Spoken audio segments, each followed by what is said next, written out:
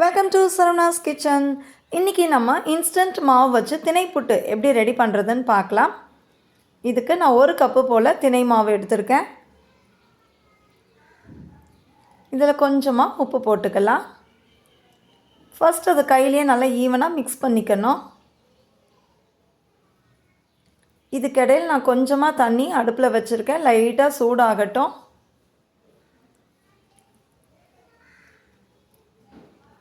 இப்போ சூடான தண்ணியை எடுத்து கொஞ்சம் கொஞ்சமாக ஊற்றிக்கிறேன். லைட்டாக தான் சுட வச்சுக்கணும். இப்போ அதை நான் கையிலே பிசைஞ்சு விட்டுக்கிறேன்.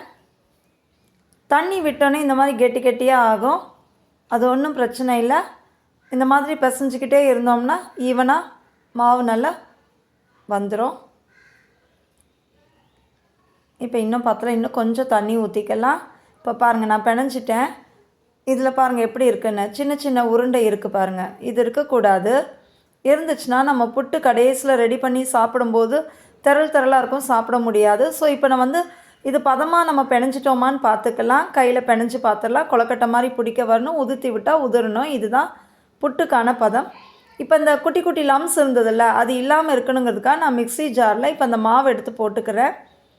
போட்டுட்டு மிக்சியில் ஒரே ஒரு தடவை மட்டும் சுற்றி விட்டால் போதும். இதுக்கிடையில் நான் கிண்ணத்தை லைட்டாக நெய் ஊற்றி ஃபுல்லாக எல்லா சைடும் தடவி வச்சிடுறேன். இது நம்மளோட புட்டு ஒட்டாமல் ஈஸியாக வெளியே வர்றதுக்கு தான். எண்ணெயோ நெய்யோ தடவலைனாலும் புட்டு அழகாக வெளியே வரும். இருந்தாலும் நான் கொஞ்சமாக நெய் தடவிட்டேன், டேஸ்ட்டும் நல்லா இருக்குங்கிறதுக்காக. இப்போ அதில் 2 ஸ்பூன் அளவுக்கு மாவு போட்டுக்கிட்டேன்.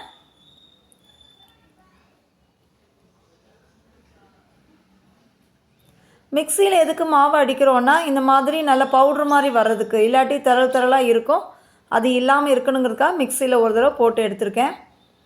இப்போ 1 ஸ்பூன் அளவுக்கு நாட்டு சக்கரை போட்டிருக்கேன். உங்களுக்கு ஜீனி வேணாலும் நீங்கள் போட்டுக்கோங்க. இப்போ தேங்காய் பூ திருகி வச்சுருக்கேன், அதையும் போட்டுக்கிட்டு இருக்கேன். தேங்காய் கொஞ்சம் நிறைய போட்டிங்கன்னா டேஸ்ட்டு சூப்பராக இருக்கும். அதை ஒரு சின்ன ப்ரெஸ் கொடுத்துட்டு இப்போ மறுபடியும் நாட்டு சக்கரை வைக்கலாம். அதையும் ஸ்ப்ரெட் பண்ணி விட்டுறலாம். இப்போ அது மேலே மாவு எடுத்து ஃபில் பண்ணிக்கலாம்.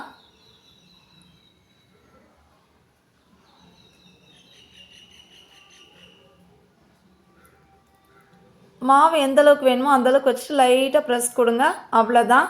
இதே மாதிரி நான் எல்லா கிண்ணத்துலேயும் ரெடி பண்ணிக்கிறேன். இது கிண்ணத்துலேயும் வைக்கலாம், இல்லாட்டி புட்டு குழல்லையும் வைக்கலாம், இல்லாட்டி இட்லி பாத்திரத்துலேயும் வைக்கலாம். பட் நான் இன்றைக்கி இந்த கிண்ணத்தில் ரெடி பண்ணிக்கிட்டு இருக்கேன். இப்போ எல்லாத்தையும் ரெடி பண்ணியாச்சு. இட்லி பாத்திரம் அடுப்பில் இருக்குது, தண்ணி சூடாயிடுச்சு. இப்போ இட்லி தட்டில் நம்ம கிண்ணத்தெல்லாம் எடுத்து வச்சிடலாம்.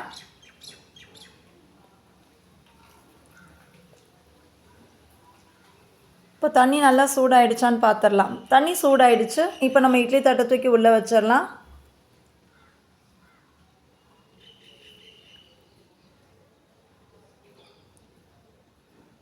இது ஒரு 7 நிமிஷம் போல் வேகட்டும். நம்மளோட திணைப்புட்டு சூப்பராக வெந்துடும்.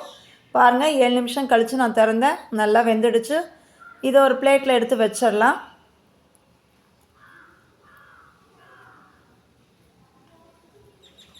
நல்லா சுடுதுங்க.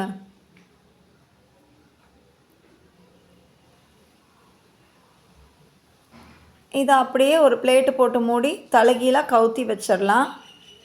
கொஞ்சம் பொறுமையாக திருப்புங்க. நான் திருப்பிட்டேன். இப்போ அந்த பிளேட்டை எடுத்துடலாம். இது ஒரு 2 நிமிஷம் போல் இப்படியே இருக்கட்டும். அப்போ தான் எடுக்கும்போது நமக்கு டீமோல்டு அழகாக வரும். பாருங்கள், டீமோல்ட் பண்ணிவிட்டேன், எவ்வளோ சூப்பராக வந்திருக்குன்னு. இதே மாதிரி நம்ம எல்லாத்தையும் எடுத்துடலாம். அவ்வளோதான், நம்மளோட திணைப்புட்டு சூப்பராக ரெடி ஆகிடுச்சு. பார்க்கவே அட்ராக்டிவாக இருக்குல்ல, சாப்பிடவும் டேஸ்ட்டாக இருக்கும். ட்ரை பண்ணி பாருங்கள். இது மேலே கொஞ்சமாக தேங்காய் பூ வச்சுக்கலாம். இன்னும் கொஞ்சம் வேணும்னாலும் நாட்டு சக்கரை போட்டுக்கோங்க.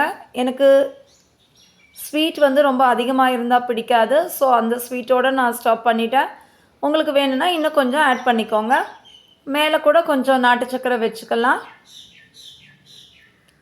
உங்களோட டேஸ்ட்டுக்கு ஏற்றாப்புல நீங்கள் ரெடி பண்ணிக்கோங்க.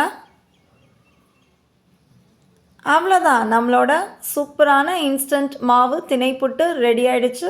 இந்த ரெசிபி உங்களுக்கு பிடிச்சிருந்தால் லைக் பண்ணுங்கள், ஷேர் பண்ணுங்கள், கமெண்ட் பண்ணுங்கள், சப்ஸ்கிரைப் பண்ணுங்கள். மறக்காமல் பக்கத்தில் இருக்க பெல் ஐக்கானை ப்ரெஸ் பண்ணுங்கள். இந்த வீடியோவை உங்கள் ஃப்ரெண்ட்ஸ், ரிலேட்டிவ்ஸ், நெய்பர்ஸ்க்கு ஷேர் பண்ணுங்கள். இந்த வீடியோவை பற்றி உங்களோட ஃபீட்பேக் என்னங்கிறது எனக்கு கமெண்ட் பாக்ஸில் சொல்லுங்கள். தேங்க்ஸ் ஃபார் வாட்சிங் திஸ் வீடியோ.